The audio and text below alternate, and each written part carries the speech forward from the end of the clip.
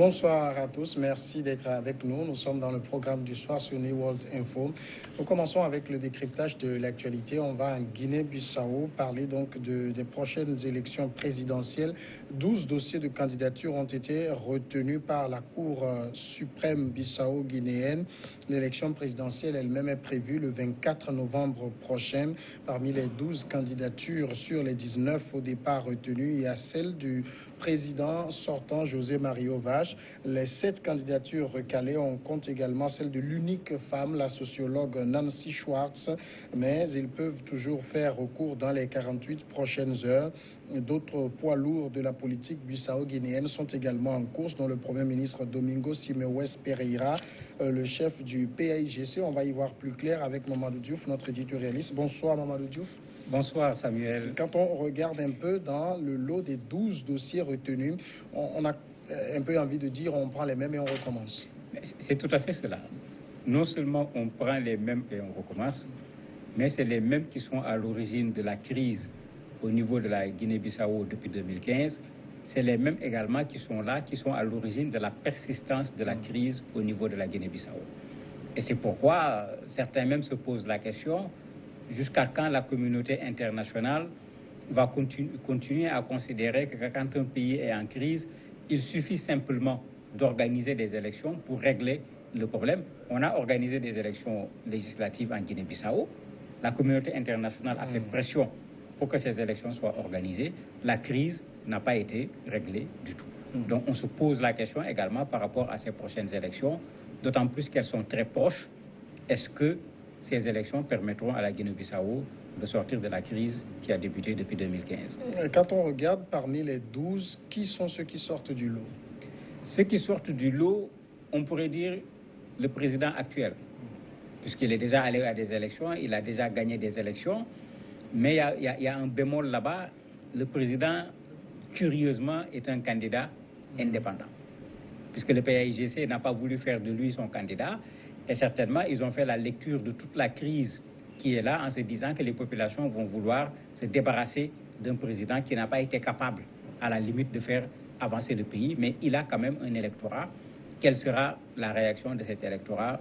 La question reste posée. On a Domingo Pereira, dont vous parliez tout à l'heure, qui a été Premier ministre, qui est aujourd'hui le responsable du PAIGC, qui est un peu le parti historique, le même PAIGC qui a gagné les élections législatives qui ont eu lieu récemment et qui aujourd'hui a la majorité au niveau de l'Assemblée nationale avec ses alliés.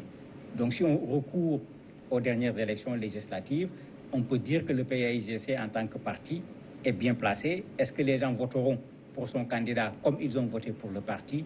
Ça également, c'est une question qui reste posée. On a Umaru Sissoko Embalo de Madem G15.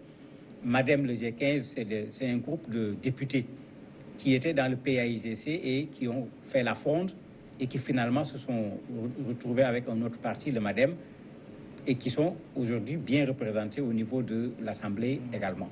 Est-ce que ceux-là vont pouvoir, parce que c'est eux qui ont joué le rôle vraiment de l'opposition par rapport au président actuel, est-ce qu'ils vont récolter les fruits de cette opposition? C'est les élections qui vont le dire.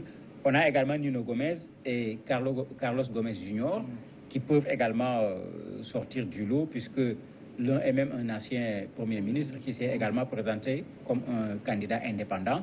Mais il faut dire qu'on va encore voir, comme on l'a vu depuis quelques années en Afrique, un grand nombre de candidats, ce qui rend difficile aux populations le choix parce qu'il n'y a plus d'enjeu pour pouvoir voir deux programmes qui discutent clairement. On a plusieurs candidats, on se perd finalement dans les propositions des uns et des autres. On l'a vu dans le cas de la Tunisie qu'on a évoqué ici hier que malgré le nombre de candidatures, les Tunisiens ont su sanctionner les partis. Est-ce que les Bissau-Guinéens peuvent être capables de cet exploit? Pourquoi pas? S'ils font la lecture de ce qui se passe dans le pays aujourd'hui, le pays est bloqué par les partis politiques. Et quand on regarde le combat, c'est vraiment un combat de partis. L'Assemblée nationale a eu tous les problèmes du monde, malgré les élections législatives, pour qu'on puisse nommer le Premier ministre à cause d'un jeu politique. Le président disait qu'il faut d'abord qu'on mette en place le bureau de l'Assemblée nationale. Alors que tout le monde savait que c'est le parti majoritaire qui doit proposer le Premier ministre. puisque c'est ça le système en Guinée-Bissau. Mais par géopolitique, chacun tire de son côté. Alors qu'à l'intérieur de l'Assemblée, les gens refusaient d'accepter le candidat qui est proposé par le MADEM dont on parlait tout à l'heure comme deuxième vice-président. Et en le refusant, le MADEM également bloqué l'Assemblée. Je me dis que si les populations font cette lecture, ils vont se dire, mais attendez, théoriquement, ces partis sont là pour le peuple. Mais en réalité, c'est comme si ces gens mettent le parti avant le peuple. Quand ils en font la lecture, c'est comme ça qu'on devient anti-système. C'est-à-dire, on va se dire, attendez, tous ces appareils politiques, on nous tient un très beau langage, mais les gens sont là plus pour eux-mêmes que pour autre chose. Allons voir des gens qui n'ont rien à voir avec ce système. Mais en ce moment, il y a des indépendants qui pourraient peut-être être des challengers, parce qu'il y a d'autres indépendants ici, comme on l'a montré tout à l'heure, qui étaient dans le système, comme l'ancien président. C'est le cas, j'allais dire, le plus atypique. Il y a 2 anciens premiers ministres également qui se sont retrouvés comme des indépendants actuellement sur la liste. Peut-être que les populations vont aller chercher du sang neuf en espérant que c'est lui qui pourra sortir la Guinée-Bissau de cette crise qui perdure. Alors, le PAIGC, le Parti africain pour l'indépendance de la Guinée et du Cap-Vert, domine la vie politique bissau-guinéenne depuis l'indépendance de ce pays. C'est quand même ce parti-là qui peut être en pole position aujourd'hui. En principe, quand on regarde, quand on prend comme repère les dernières élections législatives, on peut dire qu'ils sont les favoris. À la différence que on va vers des élections présidentielles, on ne va pas vers des élections législatives. Parce qu'au niveau des élections législatives, puisqu'il y a des listes, les gens sont dans un certain nombre de localités, il suffit parfois de prendre des gens très populaires dans leur localité pour avoir des voix qu'on n'aurait pas eues s'il fallait voter pour le parti en tant que tel. Et c'est une des différences entre les élections législatives et l'élection présidentielle. Ici, l'élection présidentielle, c'est une personne qui est là, qui symbolise le parti s'il est désigné comme candidat par un parti. Et en ce moment, ça va être moins évident. C'est vrai que le PAIGC est le parti historique, c'est eux qui ont lutté pour obtenir l'indépendance et tout, mais est-ce que les gens sont satisfaits de ce qui s'est fait de l'indépendance jusqu'à aujourd'hui? Si les gens ne le sont pas, ça peut être également une façon de sanctionner le parti en considérant que, bon, d'un point de vue historique, OK, vous nous avez apporté l'indépendance, mais après l'indépendance, c'est le développement qu'on cherchait, vous ne nous l'avez pas apporté, laissez la place à d'autres qui pourront peut-être faire mieux que ce que vous avez fait. Est-ce qu'au niveau de la Guinée-Bissau, les élections sont transparentes, généralement? Jusqu'à présent, on peut dire non, parce qu'il y a d'énormes problèmes à chaque fois. Ce n'est pas pour rien que la CEDEAO, l'ONU, l'Union africaine, les pays de langue lusophone, tous ces gens sont aujourd'hui dans ce processus. D'ailleurs, même, il y a certains partis d'opposition qui contestent la date du 24. Curieusement, même l'ancien président en fait partie, puisque son porte-parole a dit non. La communauté internationale nous a imposé la date du 24 novembre. Il est allé même jusqu'à dire qu'on nous fait avaler un poisson par la queue. Pour dire qu'il y a cette pression de la communauté internationale, parce qu'il faut le dire, depuis 2015, pratiquement, la Guinée-Bissau est sous surveillance internationale, en particulier de la CEDEAO. Et parmi les partis d'opposition et les candidats indépendants qui disent non, il y en a qui disent que le fichier n'est pas crédible. Au point que certains disent qu'on ne peut pas faire les élections le 24, parce qu'avant les élections, il faut faire une refonte totale du fichier. Ceux qui demandent moins, ils disent qu'il faut faire une refonte partielle, donc l'éternelle question du processus qui mène au scrutin, parce que les gens l'ont compris maintenant, c'est dans le processus souvent que se font les choses qui font qu'au résultat, on a tendance à contester ce que le scrutin a proposé. Mais il y avait quand même une mission de la CEDEAO qui était à Bissau le 7 octobre dernier et qui a insisté pour que le premier tour se tienne le 24 novembre et un éventuel deuxième tour le 29 décembre prochain. Est-ce qu'on peut quand même dire que la CEDEAO surveille cette élection comme du lait sur du feu?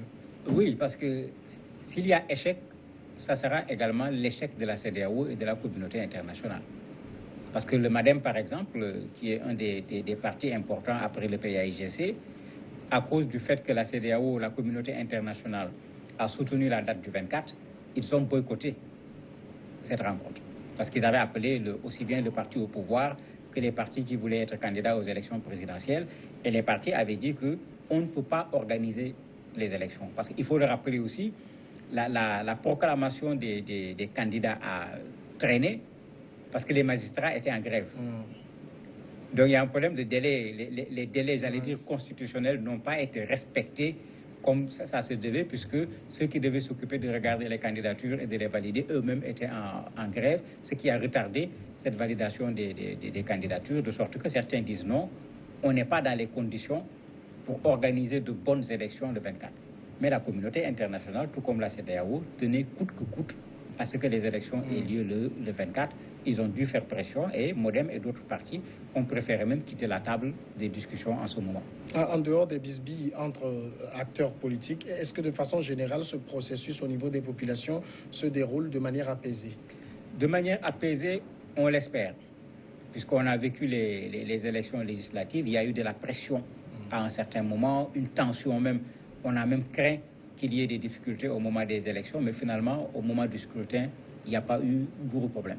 Mais comme d'habitude, des élections, il y a des enjeux dedans qui font que, pour un rien, on peut quitter la sérénité et puis aller vers la bagarre. Avec un peu de provocation, tout simplement, on se retrouve dans des circonstances qui ne sont vraiment pas désirables quand on parle d'élection, parce que c'est quelque chose qui est connu, c'est un jeu qui est connu, il faut qu'il y ait quelqu'un qui gagne, il faut qu'il y ait quelqu'un qui perde.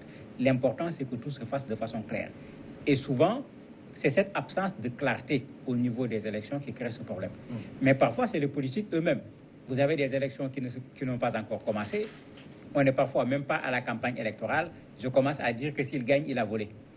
Bon, quand on met ça dans l'esprit des populations également, souvent, ça fait que la première réaction, c'est que les élections ont déjà été volées. Ça amène les gens à vouloir se révolter pour un tout et pour un rien. Il faudrait que les gens qui acceptent le jeu jouent le jeu jusqu'au bout.